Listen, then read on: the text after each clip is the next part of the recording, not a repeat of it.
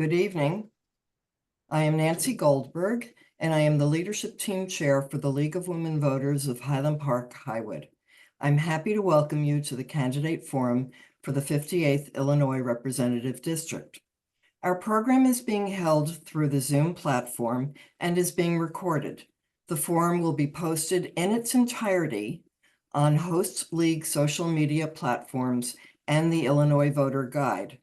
The League claims copyright ownership of any recording or transcript produced of the forum. Any other use of the forum recording requires the express written permission of the League. League of Women Voters is a 104-year-old organization that is proudly nonpartisan. We encourage informed and active participation in government, work to increase understanding of major public policy issues, and influence public policy through education and advocacy. We stand firm in our commitment to empower voters and defend democracy. Our commitment to these principles is honored through the sponsorship of programs such as this forum, the creation of the Illinois Voter Guide, a nonpartisan compilation of candidates in all Illinois races, and in our support for voter registration and education programs throughout the year. Today's forum is sponsored by the Leagues of Women Voters of Deerfield, Lincolnshire area, Highland Park-Highwood, Lake County and Lake Forest, Lake Bluff area, and also by Mano a Mano Family Resource Center. I would now like to introduce our moderator, Jan Flappin, who will explain the guidelines for today's forum and introduce the candidates.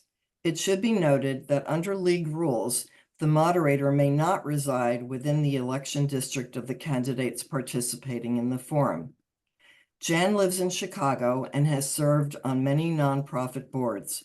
She was most involved with the League of Women Voters and served as president of the Chicago League and the Illinois League, and she was on the board of directors of our National League. Jan is retired and has been an art and social studies teacher and an executive director for a small social service agency.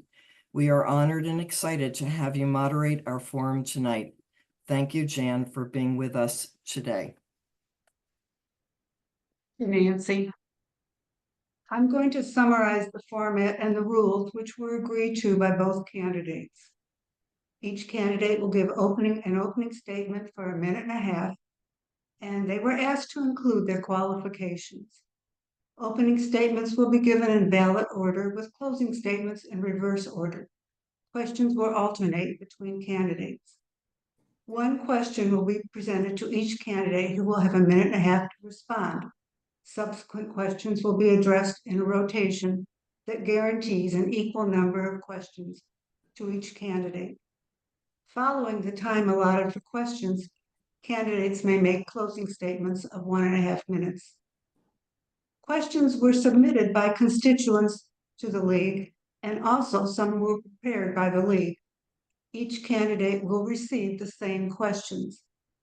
Questions were reviewed and sorted for duplication and appropriateness and will be asked to each candidate. There is a timer and the countdown is available to me and to the candidates. I'm responsible for enforcing time limits and enforcing the ground rules. Now we'll go to the opening statements, and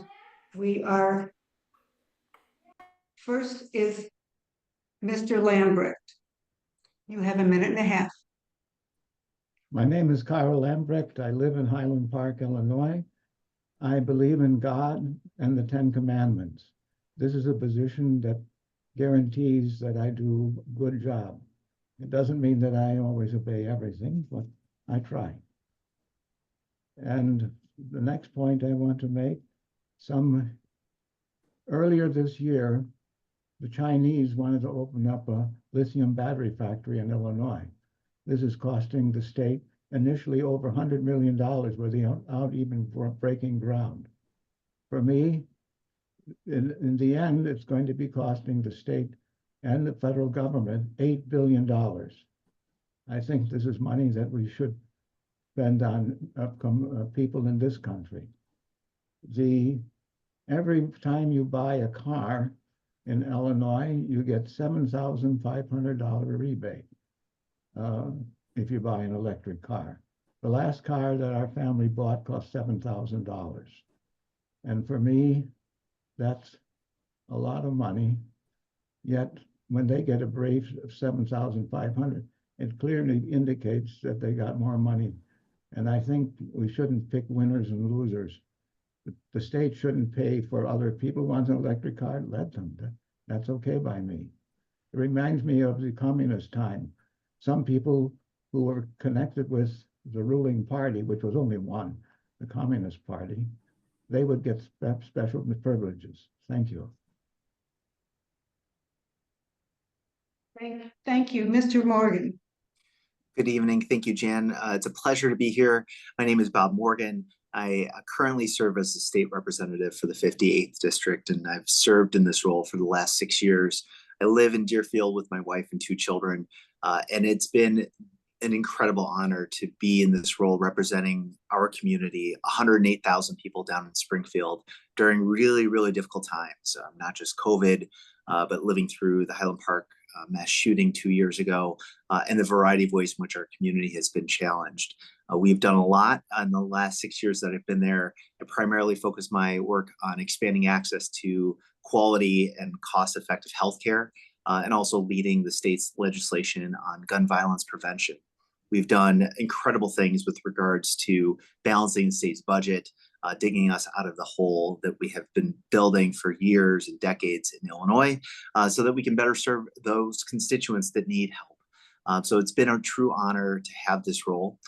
Moving forward, and the reason I'm running for re-election is because there's so much more to do, so many more individuals that are struggling to get by in human services and behavioral health care access, things that we really need to work on that the state can do better. And that's what I'm running to make sure I have the opportunity to continue in Springfield and work on these issues so that we can help everybody have the opportunity that they deserve. Thanks, Jan. Thank you. And you get the first question. So what is the single issue that you would give the highest priority to in the next year?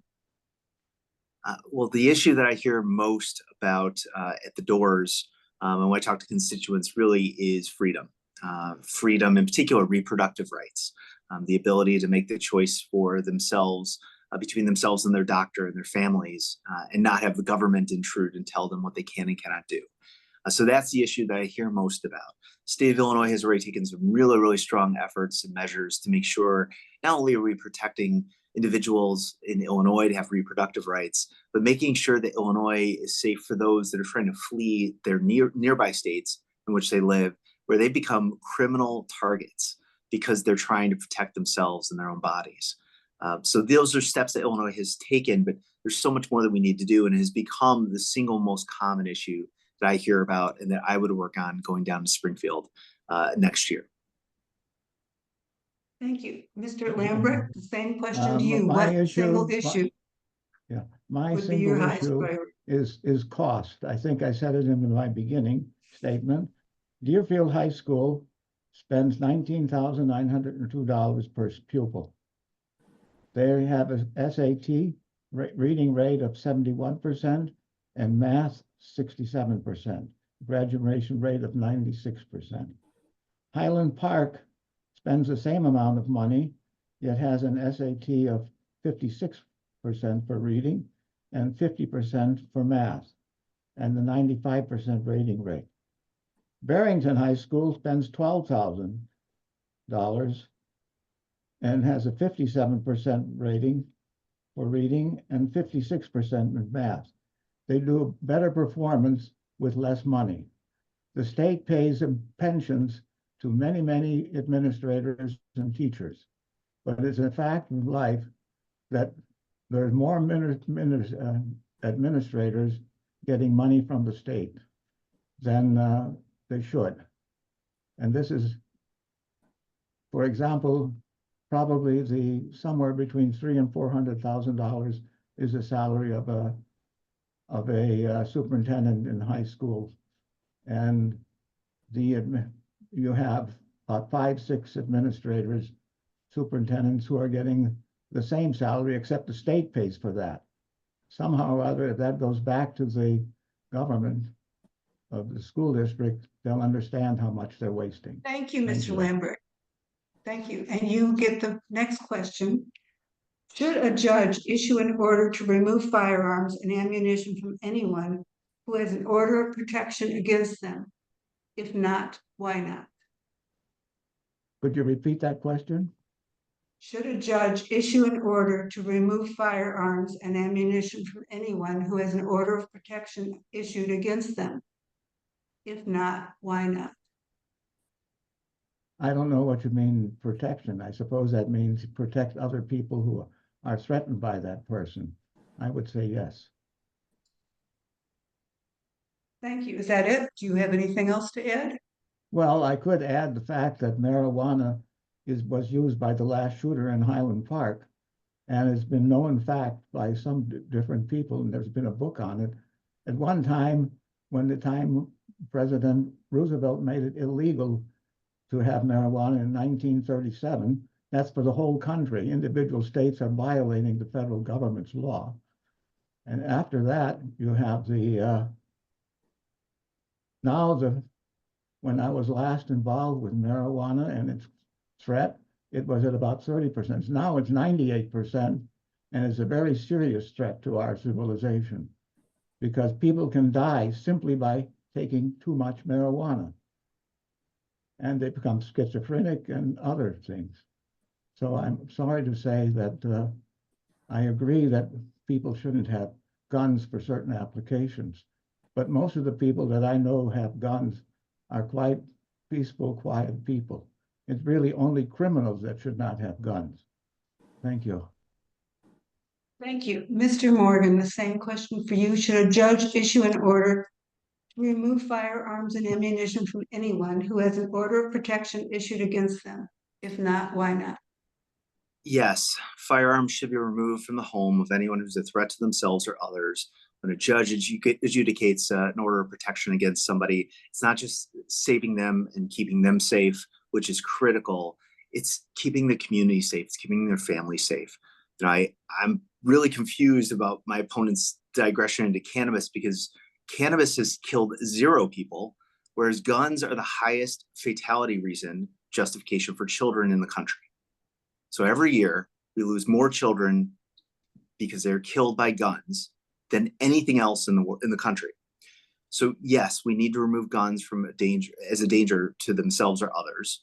And we also have to make sure that we're doing more to encourage safe storage of firearms. So that is an incredibly important issue to our community and to every community as we see children being killed at record numbers due to guns and firearms being so accessible. We have 400 million guns in the United States and 300 million people. We have more guns than people. And so the reality is we have to do more. We need to step in when there's an order of protection to remove that firearm. Our law enforcement has to step in, not just to save that person's life, but to save everyone's life. It's so critically important, and we have more work to do on that in the state legislature. Thank you. And the next question, you are the first to answer. What is your opinion of how the cashless bail part of the Safety Act is working? That's a great question. And in fact, we've seen a variety of studies and commentary from law enforcement and judges and experts as we're 1 year in to cash bail in Illinois, a cashless bail, removing cash as what you can use to bond out of court. And in fact, it's proving incredibly successful. And it's becoming successful because the people that are a danger to society are being detained. And the people that are not being detained just because they don't have the money. This is most acutely seen in domestic violence situations where it was very common for a domestic abuser to bond out because they had money or they had access to money. That no longer is the case in Illinois, where domestic abusers are kept in jail, which means life and death for those who are being battered as a spouse or as a domestic partner. So these are incredibly important issues. And I think that we did the right thing by ending cash bail in Illinois. We'll continue to track the way in which this plays out. There will be unknown consequences and implications as we have had the Safety Act, made a variety of law enforcement reforms, but ultimately it's working. We are safer as a community. Violent crime is going down, and more importantly, those that are committing these violent crimes are being detained, whether or not they have money to get themselves out of jail. Thank you. Mr. Lambrecht, what's your opinion of how the cashless bail part of the Safety Act is working? I think just the opposite of what Morgan has to say, Mr. Morgan. I think that there's only 2 counties that have this, Cook County and Lake County. All the other counties are opposed to this. And they're very concerned about criminals getting out and attacking people. Again, we have a lot of people who are coming into the state from who knows where, who are criminals in the first place. They find guns and off they go, killing people. Thank you. Marijuana has killed people. You may not know about it, but they have. Thank you. Thank you. And you have the next question. What ideas do you have for raising revenue to relieve unfunded pension liabilities? Well, I started my talk on the $8 billion that the state wants to give to China for building a factory here. And the 7,500. I'm looking for ways not to gain more money but to redistribute it to where it's needed. If somebody has money to buy an expensive car, he can pay for the whole car, not for the service that he gets. In communist countries, as I was about to say, I knew a factory that had a big meeting room, which they used maybe once or twice a year. They had a automatic device where they could store and by computer control, take everything out and move it around, except they had no inventory. Now another company that could be working very efficiently, but don't have connection with the Politburo, will have the reverse situation, that they will be not able to get money and are more efficient. I'm happy that we live in America, and we shouldn't start using the ways that the communist countries are using. Thank you. Mr. Morgan, what ideas do you have for raising revenue to relieve unfunded pension liabilities? I've spent much of my time in the last 6 years focusing on our pension debt and our pension liability. In fact, when I worked in state government many years ago, I worked on this issue as well. When I joined the legislature, I helped lead the effort for a COLA buyout of legacy COLAs and cost of living adjustments. This has already saved $2 billion of our state pension liability. There are more reforms that we need. In fact, the most meaningful thing we can do to reduce our pension debt and pension liability is to pay our pension debts and pay our annual payments the way that we have for the last 6 years, consistently. More than that, we've actually paid more into our pension debt. It's just like when you have a credit card debt, you try and pay it month to month. It just takes forever. So what Illinois has done appropriately is we put more money every year that we possibly can to reduce our pension liability. And we are now at the peak of our pension debt payments on an annual basis. This is not just some arbitrary cost that doesn't have any real impact. One, it's a moral contract that we're paying our pensions to our retirees. They earn those benefits. We need to pay them. Secondly, if we are paying off those debts, it frees up more money for our state budget so that we don't have to raise taxes. We don't have to raise other revenues. We can use the resources we have to invest in education, invest in human services and healthcare. And so we're going to continue to work on that and pay off those debts so that Illinois can be in a better fiscal situation. Thank you. And you have the next question. What can be done at the state level to stop the proliferation of PFAS? Those are so-called forever chemicals. This is an issue that we've been talking about quite a bit. There is some opposition to banning forever chemicals. That opposition is rooted mostly in corporations who are benefiting financially from that. In our community, in our district, it's in the 58th district, we have the longest coastline of Lake Michigan of any district in the state. The environmental issues are really critical to our community in a nonpartisan way.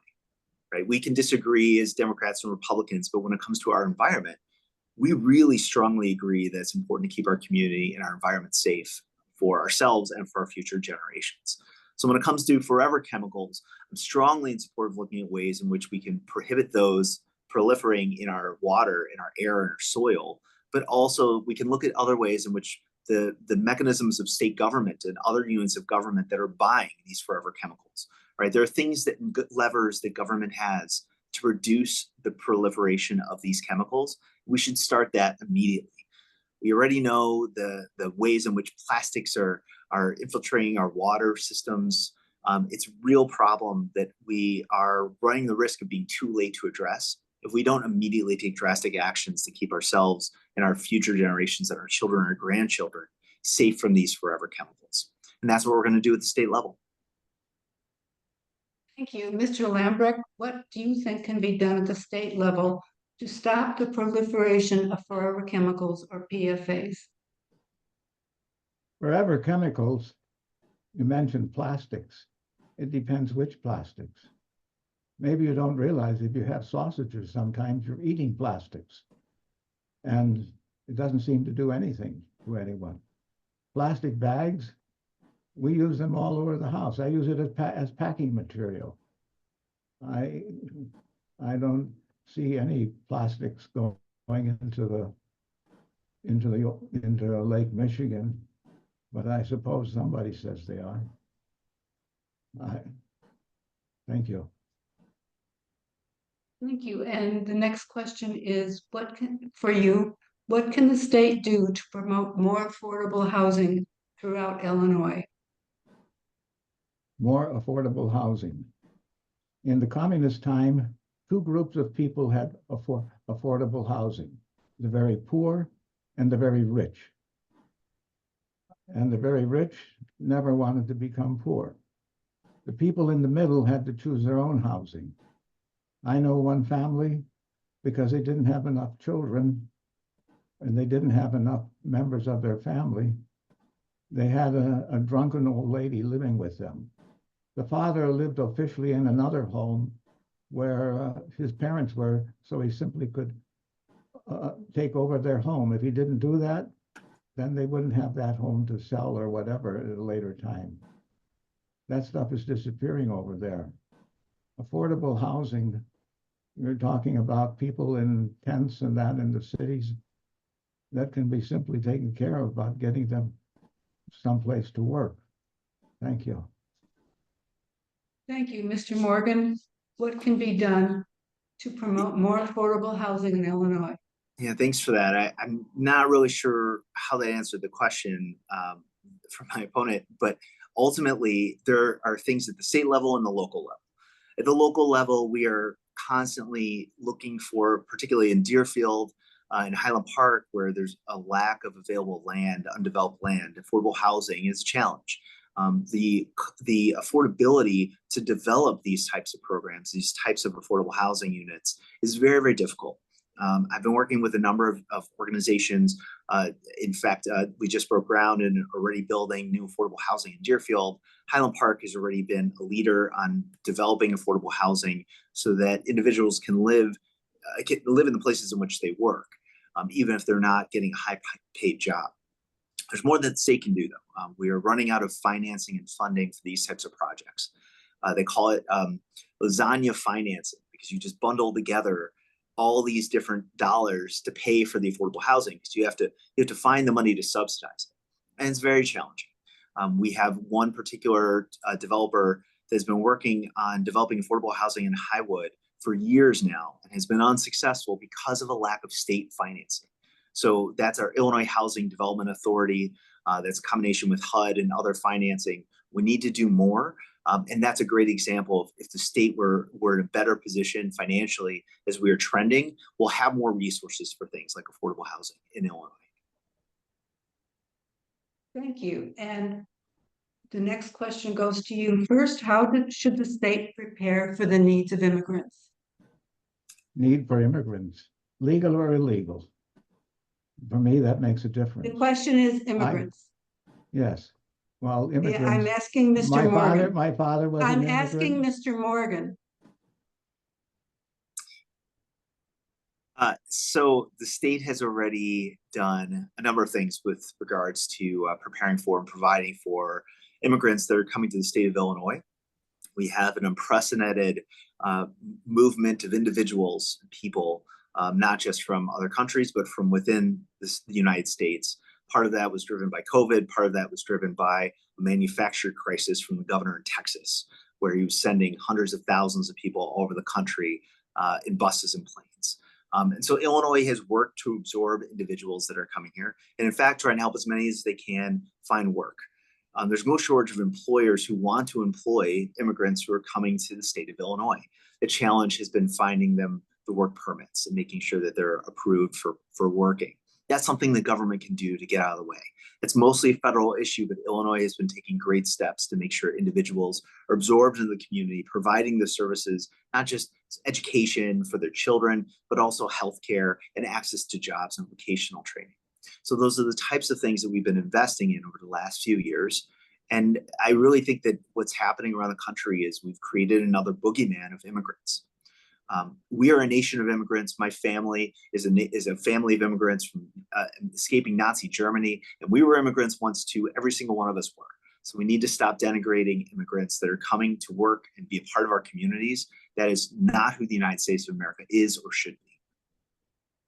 Thank you. Mr. Lambrecht, how can the state prepare for the needs of immigrants? The needs of immigrants. First of all, I have got a 10-year visa for my Mexican brother to come and go as he pleases. My Mexican citizens moved to the United States simply because they were American citizens, since their father was an American. And they had no problems. But before that, they went from Mexico to Cape Town, South Africa. They had to learn 3 languages: English, because that's the language of the country. They had to learn Afrikaans, because that was the language of the country as well. And then they went to the German school, and they had to learn that language because all classes were in the German language. They succeeded that within 3 months' time. They were immigrants to South Africa. They were immigrants to the United States, but nevertheless, they succeeded. My Mexican brother can come and go as he pleases. He had a 10-year visa. They can get visas also. Just ask for them. Thousands are doing it all the time. Thank you. Thank you. And the next question goes to you And, first. This will be the last question. Okay, Mr. Lambrecht has to answer this question, and then there's another set of questions. This should be the last question and then closing comments. Okay. How should the state prepare for should the requirements to have a degree in education to teach in Illinois be loosened to help alleviate the teacher shortage? I think at one time, Highland Park High School had an excellent wood shop for teachers, so people could learn how to use that. They had another shop for repairing cars. And the wood shop, I had a customer that was buying lenses from me. I visited their wood shop, and it was very comparable to the high school one, except the high school one didn't have an automatic computer operating some activities to make little statues, which they could have easily bought. They decided to get rid of all of that. They scrapped it all. They put up new buildings, and the buildings look nicer, but the individual buildings were more suitable for many of the students. As I mentioned earlier, the graduation rate of Highland Park was about the same, but the quality that the students had was more like 50%. They even did worse than the people in Barrington, where they got more than 50%. And I consider that really a serious problem in our education, that we don't have this manual education. It was a popular thing to do. Lane Tech, when I lived in Chicago, was considered one of the best schools because of all the technical programs that people could learn. Now, if you want to learn these things, you have to go to junior high school with College of Lake County. That should be unnecessary. Thank you. Thank you. Now we're going to go to closing statements. No, And- Mr. Did you want Morgan, me to, I was just gonna ask, did you want me to answer the question about I'm loose sorry. education standards? That's okay. I'm sorry. No problem. I do believe we should loosen some of our standards to allow those who have non-traditional backgrounds to participate in our education system. You know, COVID taught us that there are a lot of people that have great skills, even if they don't have the right degree. I really thought education in schools were a missed opportunity during COVID, where there were a lot of unemployed individuals who are looking to change careers, who would have been excellent science teachers or excellent math teachers or excellent art teachers, but they didn't have the right degree. So I really want to work at the state level to continue to loosen some of that, because our students need the best of the best, regardless of their degree. And there are a lot of young individuals in particular who I think would be willing and able and excited about being an educator, even if they didn't go to school to be a teacher. So I strongly believe that there's more to do there. And I think that we're missing an opportunity with so many young people with incredible skills and talents to be able to bring those into the schools and help our children who really could benefit from it. Thank you. And I apologize. I got a little bit ahead of myself. So now we're going to closing statements. And Mr. Morgan, you are first, and you have 1.5 minutes.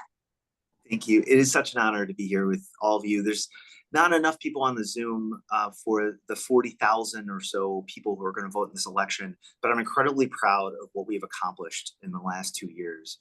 In the state legislature, we have banned the sale of assault weapons and high-capacity magazines. I've led the way on streamlining our healthcare licensing system as chair of the Healthcare Licensing Committee. But more importantly, we've banned prior authorizations for mental health care and also gotten rid of step therapy, with the insurance companies stepping in between an individual and their doctor. But there's so much more to do. We have to continue to pay off our pension backlog so that we can have better finances to invest in education, to invest in human services and healthcare. So I look forward to the opportunity to go back to Springfield, to continue to represent this community of all individuals from all ages, because there's so much work to do. We have a lot of wonderful values and assets in this community. The 58th district is extraordinary, and I am lucky to represent it right now. And I want that opportunity to continue, because I know there's more that we can do, not just to help our community in the 58th district in Springfield, but to help all communities. That's what I've always done as a state representative, and it would be an honor to continue to have that opportunity. And so thank you so much for the time. Thank you. Mr. Lineberg, you have your closing statement now. Thank you. You're talking about education. I graduated from grammar school. I have 3 years of high school, 3 years of university, and some graduate courses in optics, such as lasers, etc. My education, when I first went to school, at night school, high school, I went to Lakeview, and because they didn't have enough students in the science and the math, they combined all the classes. It just happened that the math classes and the science classes were at the same time. So that was a 4-block walk for me. Then I went to Schurz High School, and there I learned math 2 nights a week and 2 nights a week at Lakeview Science. The time came when I was learning college algebra, and the teacher said, you know, if you go to Wright Junior College, you will be with a room full of students. And I said, okay. So 1 semester I went to high school and college at the same time. I never graduated from either of those institutions, but I learned what I wanted to learn, and I thought that was enough for me. It gave me an opportunity to travel over 40 countries and see the world and understand what life was like in many different types of countries. And that's what I have to say. Thank you. Thank you. And thank you to both candidates, Mr. Morgan and Mr. Lambrecht, and thank you to the sponsoring Leagues of Women Voters. Good night. Thank you. Good night.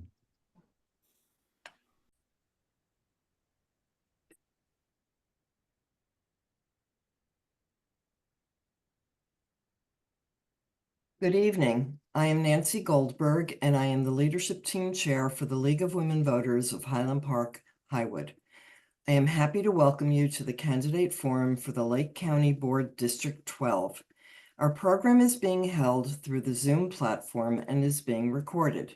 The forum will be posted in its entirety on Host League social media platforms and the Illinois Voter Guide.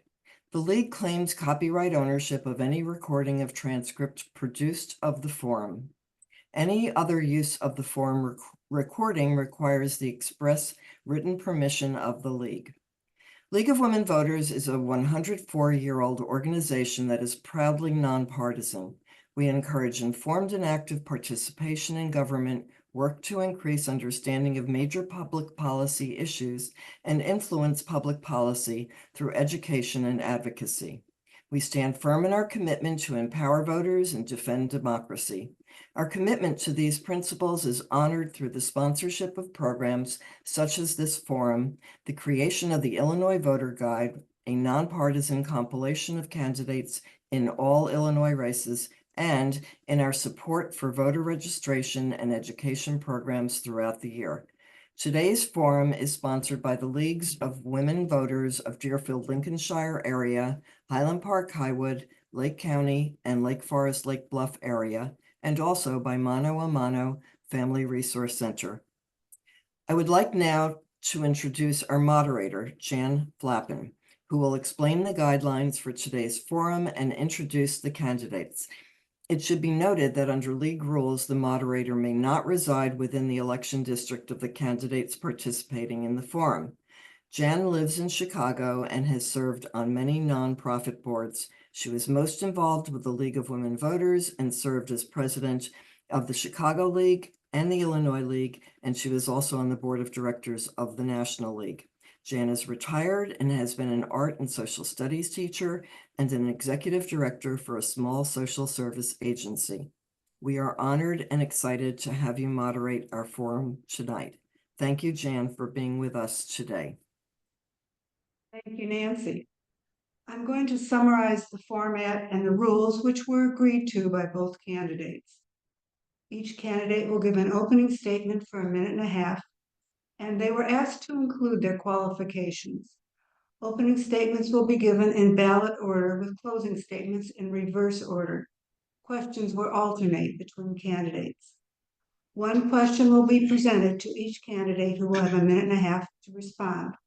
Subsequent questions will be addressed in a rotation that guarantees an equal number of questions to each candidate. Following time allotted for questions, candidates may make closing statements of 1.5 minutes.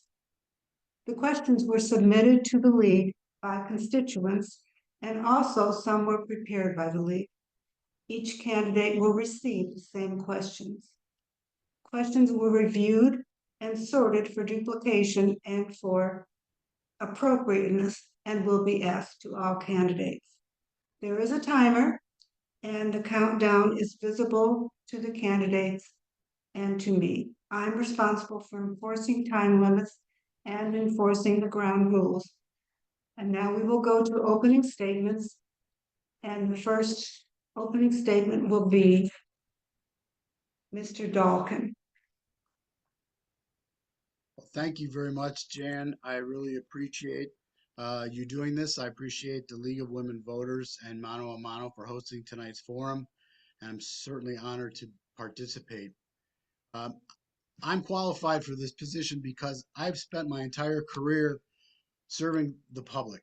I was over 20 years a prosecutor in Cook County, prosecuting some of the most violent criminals and representing the rights of victims of those crimes. And I have spent the last several years doing civilian oversight of Chicago Police Department, as well as representing law enforcement officers.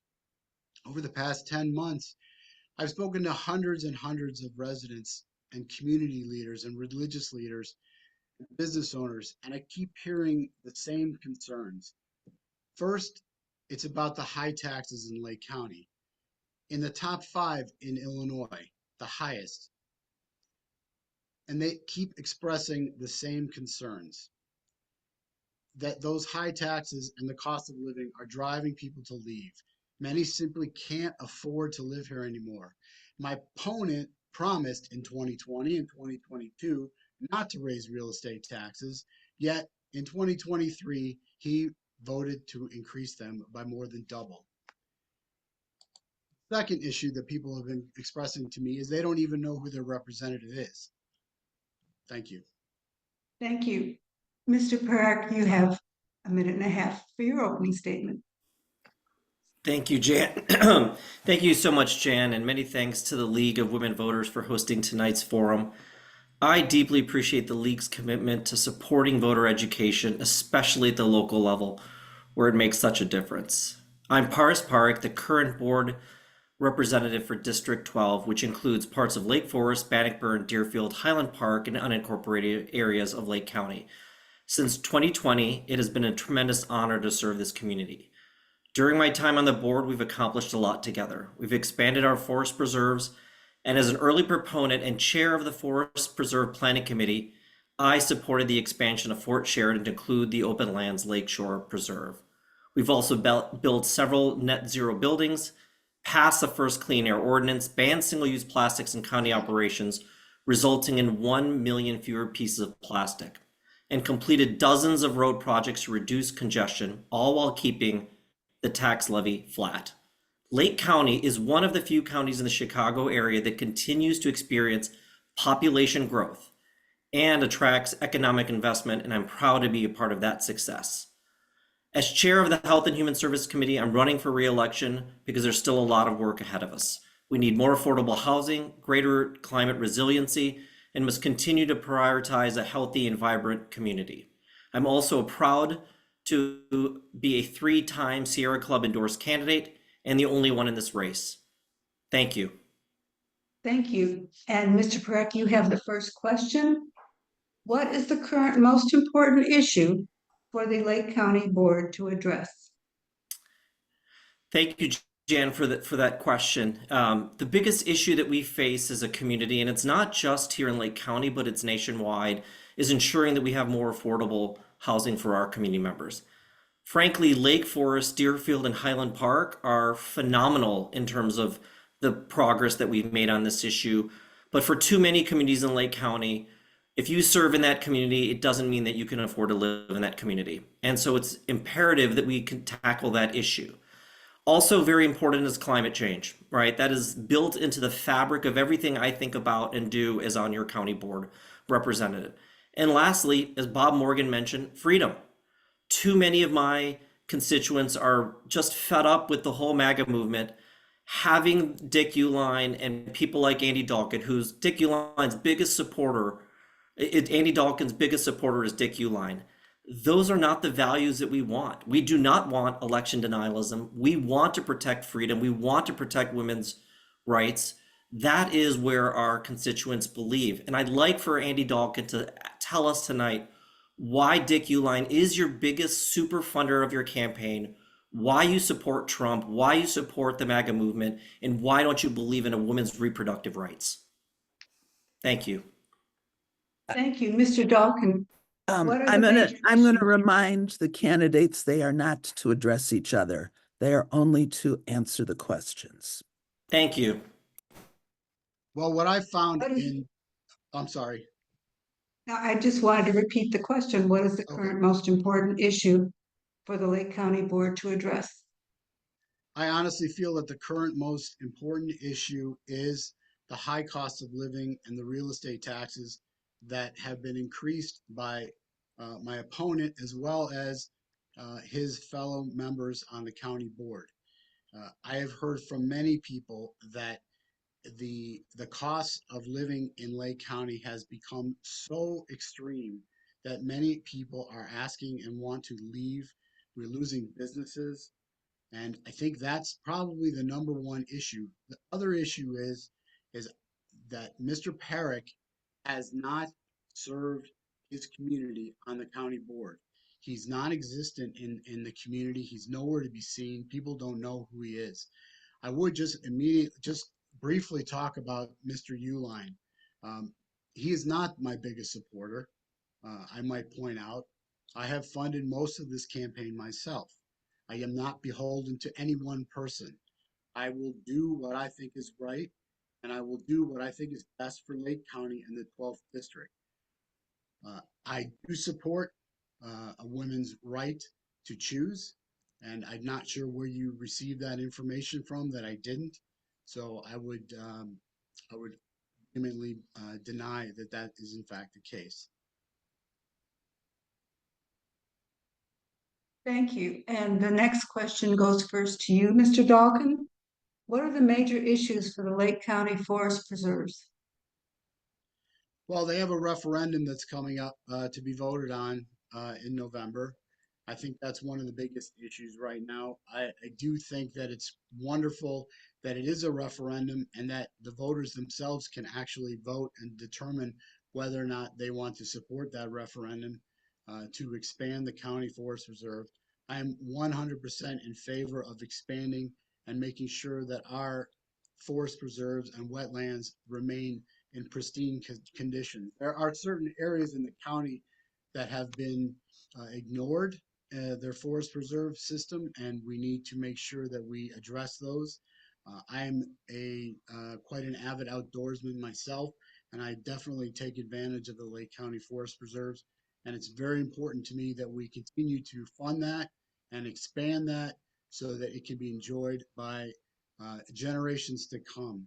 So I think that's really what's important to the county forest reserve at this point.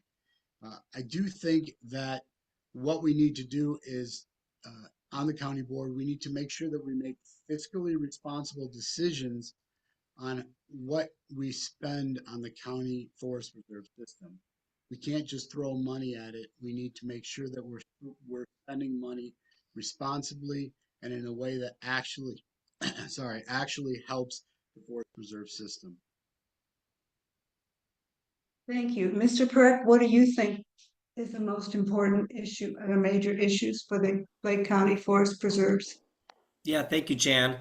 I am excited by the fact that over the last 4 years, as I've been on the board, we have done, I believe, an admirable job of both increasing our forest preserves where we need to, as well as managing the land.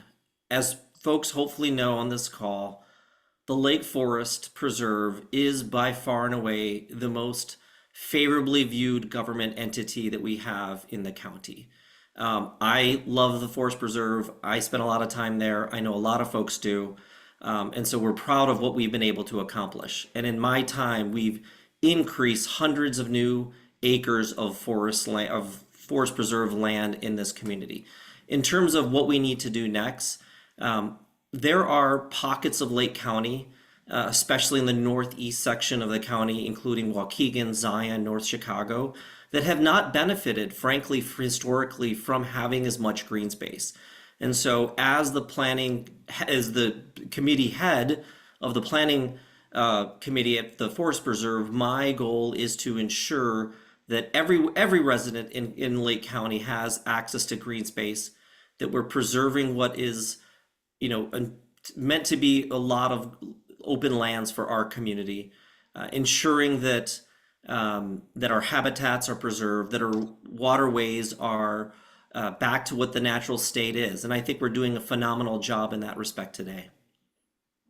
Thank you. And the next question goes to you first. Yes. How can residents be assured that the dual roles played by the county board director and forest preserve commissioner do not create a conflict of interest? So I think that having been on the boards of both for the last 4 years, we have different functions, right? Our goal on the county is really to ensure, the county board side of it, is to ensure that all of the services that we have in terms of the public defender's office, the state's attorney, the sheriff, the water we drink, everything you can think of, our clerk, all of the activities that fund our government are done in a responsible and efficient way. And that's why I'm proud. And I don't know where Mr. Dalkin has received his information on tax hikes. If you own a $280,000 home today, which is the median price today, you pay less tax today than you would have if you owned that exact same home before I joined. So that is not correct. I'm not sure where he gets that information from. And so I'm proud of that. We are incredibly efficient. On the forest preserve side, as I mentioned, we have 33,000 acres a forest preserve. Our goal is to selectively and strategically enhance and increase that land where possible. And as mentioned, historically, there's certain areas of the county where I believe that we can do better. Thank you. Mr. Dawkins, same question to you. How can residents be assured that the dual roles played by the Lake County Board and the Forest Preserve Commissioner do not create a conflict of interest? Well, I think it's really important to make sure that their roles are kept separate. I do agree with Mr. Perrick that in fact that is the role of the county board to fund county agencies and to do it responsibly, and that we do have a very wonderful and large forest preserve system. So I do think that we need to make sure that those two roles do not cross paths, and that there's any kind of issues between the two, conflicts of interest. As an attorney, I am an attorney. Obviously, conflicts of interest are paramount as an attorney and I will bring that to the county board to make sure that there are no conflicts of interest. I would point out, however, that I would direct voters to the November 2023 county board meeting when the county board voted to increase the tax levy from 2.4% to 5%. And Mr. Perrick did in fact vote for that. So that's where I'm getting my information from. However, going back to the question, I do think it's important that we keep the two roles separate so that there is no conflict of interest. Thank you. And the next question goes first to you, Mr. Dawkins. What can the board do to reduce the burden of high and increasing property taxes in the county? Well, first of all, we cannot vote for additional county tax increases. As I said before, we have one of the highest tax rates in the state of Illinois, in the top 5. I would absolutely not vote for any additional tax increases with an eye towards reducing the taxes when it's fiscally responsible to do so.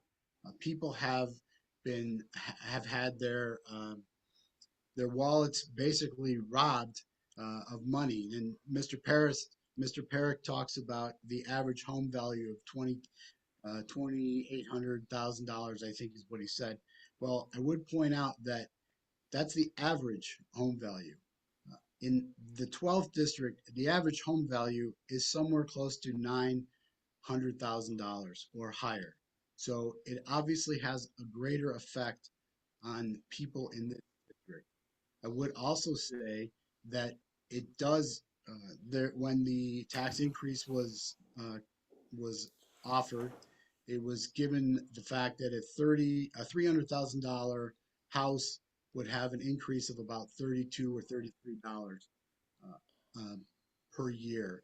But again, that's that tax, that home value, not the home value in the 12th district. So I would work to reduce taxes and do it in a fiscally responsible way. We have to make sure we determine what is waste so that we can reduce our taxes. Thank you. Mr. Perrick, the same question to you. What can the board do to reduce the burden of high and increasing property taxes? So, great question, Jan. And look, I'm a homeowner in the community. I have children here. I'm not immune to everything that we all face, right? I mean, that's part of me being a member of this community. I think it's very important that we fix a misperception.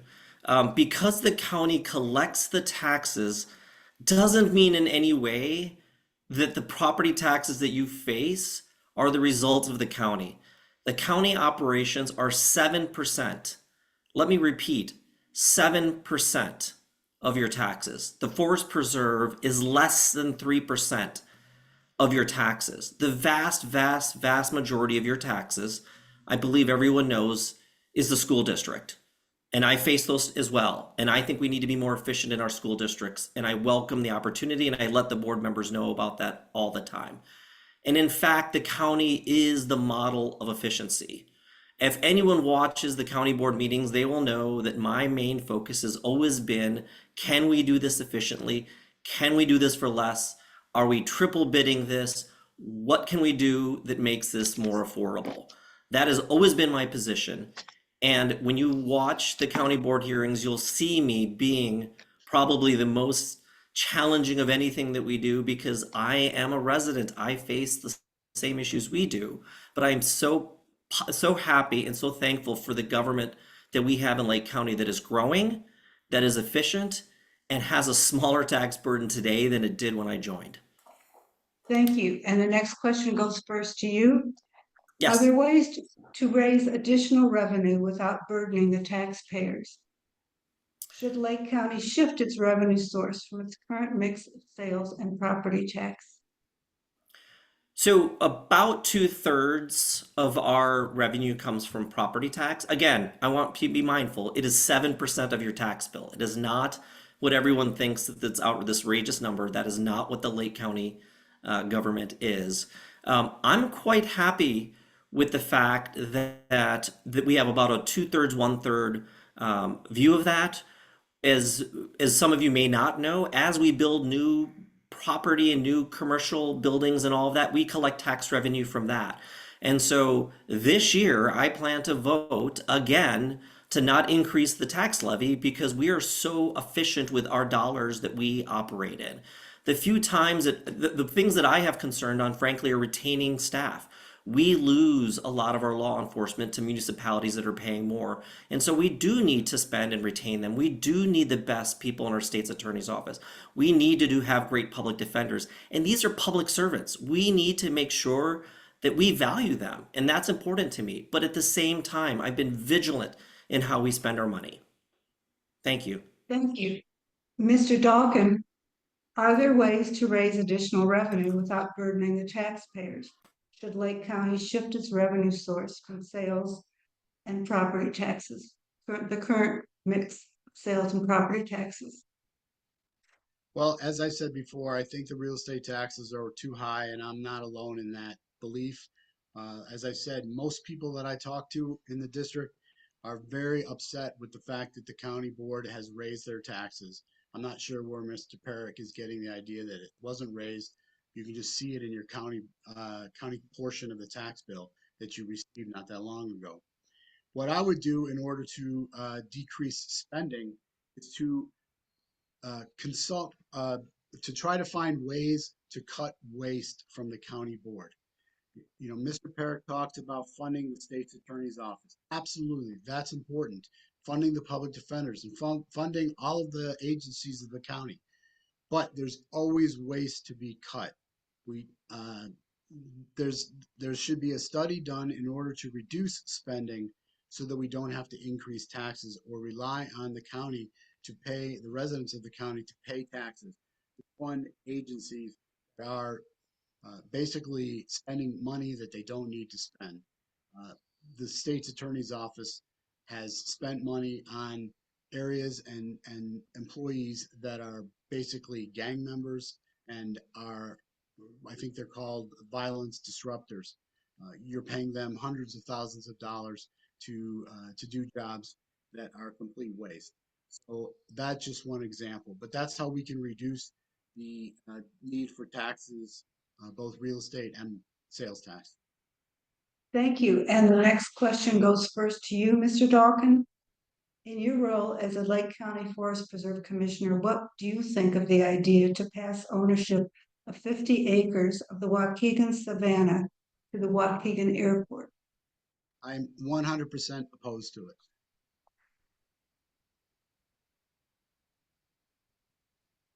Thank you. I can go on to More? explain. The reason why I'm opposed to it because it is taking away from county forest reserve land that can be enjoyed by the residents of the community. We have two wonderful airports, each within an hour of Waukegan, that can be used as hubs for people coming into Lake County. There's no need to expand the Waukegan Airport, and absolutely no need to take away from the Forest Reserve in order to do that. Thank you. Mr. Perrick, same question to you. Yeah, thank you, What, Jan, for the question. And I'm also in opposition to expansion of the Waukegan Airport to take into forest preserve land. The Waukegan, the airport authority has just not demonstrated that this is the best plan for them on that airport. I will say that while I'm opposed, there are the area hospitals that do use that for emergency purposes. There's a flight school there, and so I'm sympathetic to some of the aspects that are used at that airport. But expansion at this point and cutting into forest preserve land, they've just not demonstrated what they would do to offset it, so I'm opposed. thank you. And Mr. Peck, the next question goes first to you. What do you Yes. think is the most important environmental issue in Lake County, are the most important issues, and how should they be addressed? So the this is the biggest contrast that you'll find between the Republican and Democratic Party. All right, as a Democrat, to me, the most critical issue that we face is climate change. It is not an existential threat. We are seeing it persist and happen in every aspect of our lives. We are going through a mass extinction of species on our planet, and it saddens me to see this happening. And so everything that we do in government needs to reduce our footprint in terms of carbon. That is why I have championed increasing the number of solar arrays on county property land. That is why I've forced our government to start buying more energy from renewable sources. That is why I'm trying to take our grass off of our properties and put in natives. Everything I do is about sustainability. I've asked and now happily are requiring that all of our partners that we get dollars that we our vendors that we ask them about their sustainability plans. I was the one that asked to have a sustainability coordinator in the government that looks at all of our operations. I champion the removal of single-use plastics in our community, and this is what Democrats believe in. It's not a hoax. It's not what the Republicans will tell you. It's true. It's happening, and we have to do everything in our powers to stop it. Thank you. Mr. Dawkin, what do you think are the most important environmental issues in Lake County, and how should they be addressed? Well, I do believe that the most important environmental issue in Lake County, uh, I would take the opposite view of what Mr. Perrick said. I don't believe, first of all, that this is a Republican or Democratic issue. In fact, I have gone around and told people that I think the county board should be a nonpartisan position. However, I would say that expanding solar panels has an adverse effect on wildlife. It has an adverse effect on people living near those solar farms, if you might call them that. So I am not opposed to alternative forms of energy, clean energy, but it has to be done in a fiscally responsible way and not in a way that increases heating and air conditioning costs to the average person in Lake County. So while I do believe there certainly is room for improvement in the environment in Lake County, I don't believe that Mr. Perrick's uh, belief that we are on a path to the end of society because of climate change. I don't agree with that, but I do agree that we should try to find alternative methods of powering energy in order to cut down our carbon footprint. Thank you. And Mr. Dawkin, the next question goes first to you. What is the county board doing to ensure that the Zion nuclear plant is not polluting Lake Michigan? Well, I believe that they have regulators who are keeping track of that and making sure that there is no pollution into the Lake Michigan area. I honestly, what the Lake County Board is doing to ensure that, I I couldn't tell you what the Lake County Board is doing, but I can tell you what I would do. I would ensure that there is constant uh, testing of the waters outside of the Zion nuclear power plant to ensure that there is no drainage of any kind or any kind of um, uh, waste that goes into Lake Michigan. And I think that that is an important thing that we do. However, I would say that um, I think that there has not been, since that we shut down, there has been any issue of, at least in the last several years, any issue of any waste going into Lake Michigan from the Zion nuclear power plant.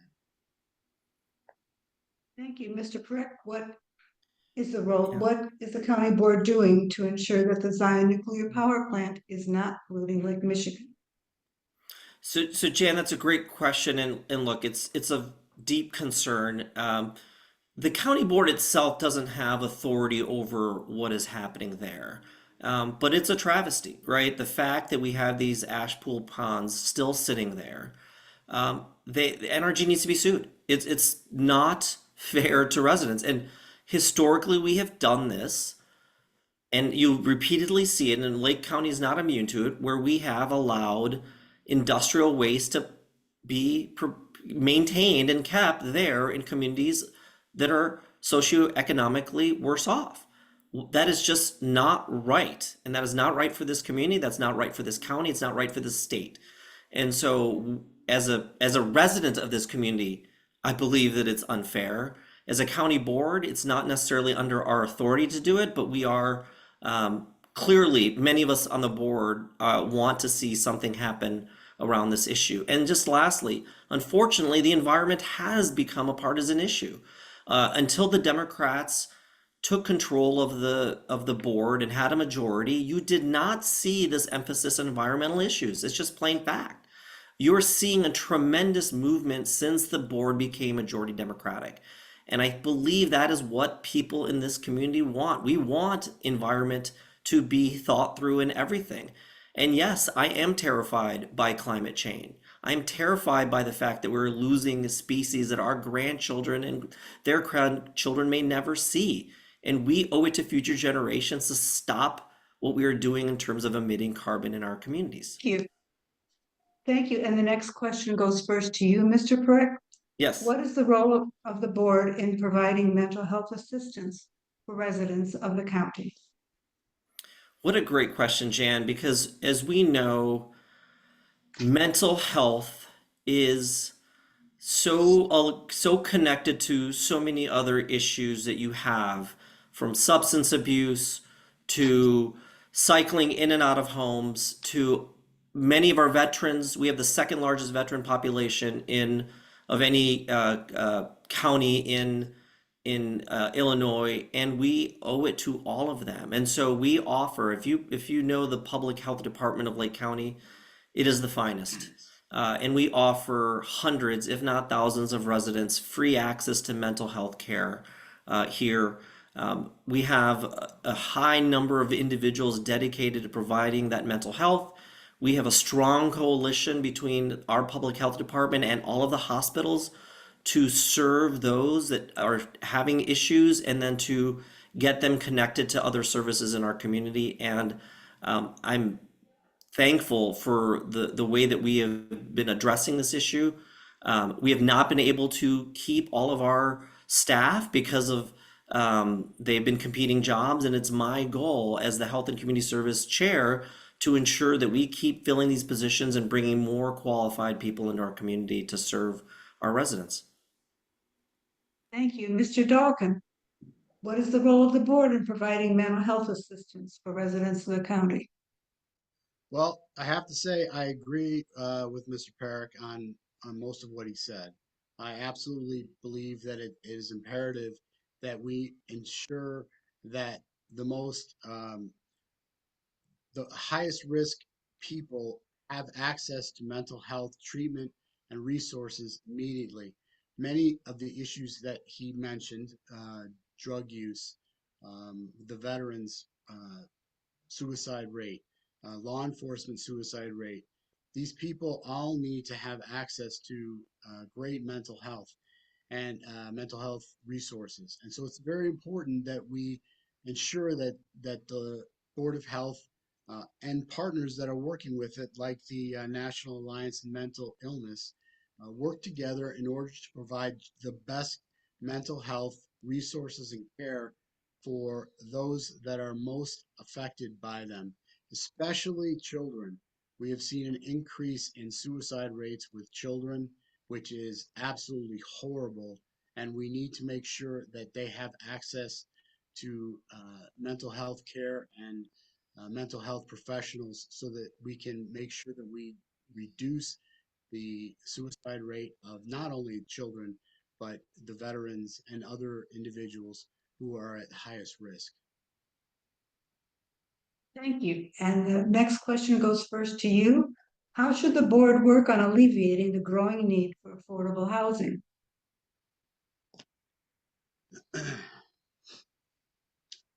Honestly, I would say that as far as affordable housing goes, um, I don't believe that the county board should be involved in affordable housing. The way to make sure that there is affordable housing is to lower the tax rate so that people can afford to buy homes, to rent homes, uh, make sure that people are employed.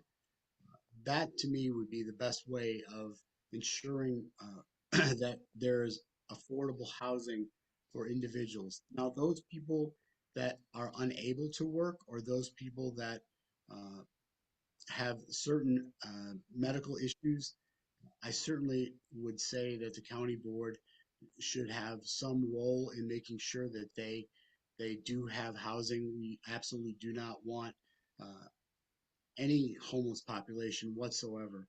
We want to make sure that everybody has access to housing. And I think the best way to do it is to make it so that people can afford it by lowering taxes and by making sure that people are employed and making money so that they can afford to buy the homes or rent the home. Thank you. Mr. Prick, the same question to you. How should the board work on alleviating the growing need for affordable housing? Yeah, thank you, Jan. Um, I want to start by saying, and I mentioned this in my opening remarks, that affordable housing, and I also want to make sure we're thinking about attainable housing, is an issue here in Lake County. Um, I spearheaded with others on the board of commissioning a study to look at what are the issues that we face in terms of affordable housing. Is it an issue? And the answer is yes. And the biggest thing that I don't think people realize about it is that our employers want more affordable housing. Their workers that can live near their businesses are much more likely to maintain and stay as part of that business if they can get there easily. It is just unconscionable in my mind that cops, firefighters, school teachers can't live near where they work. That's just not fair. It's not right. And so we need, as a county board, to do more around it. And frankly, it's easy for any one individual municipality to kind of wave their hands and say, that's our zoning and that's our issue. No, the reality is that we live in a community and the county needs to, and I will be spearheading this over the next year, is bringing municipalities together to say, how do we tackle this as a county-wide issue? We can't have zoning that is fantastic in Highland Park and Deerfield and Lake Forest, but not so great in Libertyville and other communities. We need to come together. I'm very intrigued by what Montana and California have done. I don't know if it's right for Illinois, but they have changed how they look at housing, and it's something that we need to do. Thank you. Thank you. This is the last question and then closing. Okay, and the next question goes to you, Mr. Prick. What do you think about connecting the southern portion of open lands to the rest of the preserve? But do you mean the connecting the trails across from north to south? All right, I don't know. I just Okay. know the question. Okay. So, Yes, I mean, that's the question. okay. Our goal is, and we are close, is to having trails that connect from Wisconsin to Cook County, right? That we have people who can go up and down, north and south, and ultimately east and west through our community, in a completely traffic-free zone. Um, and we're going to get there, right? I mean, we have this referendum in front of us. I look forward to it. I hope it passes. I think that the forest preserves and what we're doing is fantastic. With the opportunities that the state is providing us in terms of accessing more land along our southern border, I think there's a lot that we can do, and I'm very excited about it. I do want to, if I can take 1 second, I should have also mentioned when the question came around mental health services, that it's just not the county that what we can do. It is partnering with organizations like Mano a Mano, which I know is hosting this. They're a tremendous organization, and their work they do around mental health services and others around the community is invaluable. So our job isn't just for the county to do it, but it is to connect with all the fine organizations and make sure that we are partnering together so all of the residents are met by some entity in the community. Thank you. Thank you. And Mr. Dawkin, the same question to you. What do you think about connecting the southern portion of open lands to the rest of the preserve? Well, again, I do agree with Mr. Perrick about doing that. However, I want to make sure that we do it in a fiscally responsible way. But absolutely, I think expanding any type of forest preserve or the trails that you can go, as you said, from Wisconsin to Cook County, I think is a wonderful thing that people can take advantage of. But we just need to make sure that we do it in a way that doesn't increase taxes to the residents of Lake County, that is done in a way that will be sustainable and not have to, on a regular basis, be upgraded. So we want to make sure that we do it in a way that is, as I said, responsible and long-term. Thank you. And now we'll go to closing statements. And the first closing statement is Mr. Perrick. You have a minute and a half. Yes. Thank you, Jan, and thanks Nancy too for all the work she did in help organizing this. I really appreciate it. And again, thank you to the League of Women Voters and everyone who participated in tonight's forum. It's been a valuable opportunity for me to have this discussion and look at the issues that matter most to our residents. As your current county board representative, I'm very proud of the progress we've made together. We've expanded our forest preserves. We've reduced our traffic congestion. We've implemented sustainability initiatives like net zero structures, banning single-use plastics. And I'm particularly proud of a new initiative that we have around tree planting, where we're allocating dollars to all the municipalities, the park districts, the townships, to increase the number of trees that we have in our community because of the impact it can do on our habitats, the temperature, and our carbon footprint. But there's still a lot more to be done. I'm running for re-election because I believe that we need to continue to push for the things that we discussed tonight. Affordable housing, stronger climate resiliency, ensuring that our county remains healthy and vibrant. As I mentioned, we are growing. We are attracting people. We are attracting businesses to our community.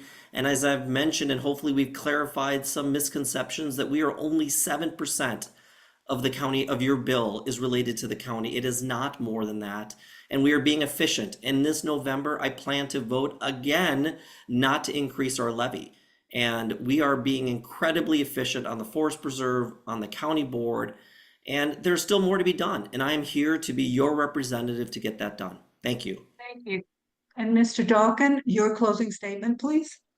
Thank you. I want to thank the League of Women Voters, Mano a Mano, and all of you that are here today. And Mr. Perrick, I thank you for being here as well. I want to point something out, though, about the current board member. So Mr. Perrick has missed 42 meetings since he was elected in 2021. He's arrived late to over 25 additional meetings. The 12th District and Lake County deserves a representative that will be doing the job that they were elected to do by showing up in person to county board meetings and being involved in the community. I have found from many people that I've spoken to that they have no idea who their representative on the county board is. They need somebody that truly cares about all the residents of Lake County and not just the ones that voted for them. Someone who can cross party lines like myself and get things done. Someone who's going to take the job seriously and do what he was elected to do and not fail to show up to so many different meetings. It's important that if you're elected to this position, that you do your job because you have the trust of the community and the members of the community in your hands And if you don't show up to the meetings, if you show up electronically, or if you leave early or have to answer phone calls in the middle of a meeting, that's not doing your job. I will do the job. It is important to me. I've had a career of public service, and I intend to continue that public service when I get elected in November. Thank you. Thank you. And thank you to the candidates, Mr. Breck and Mr. Dahl. And thank you to the Leagues of Women Voters. And I won't go through the whole list, but all of the leagues in Lake County. Thank you and Thank you. good night. And vote. Thank you.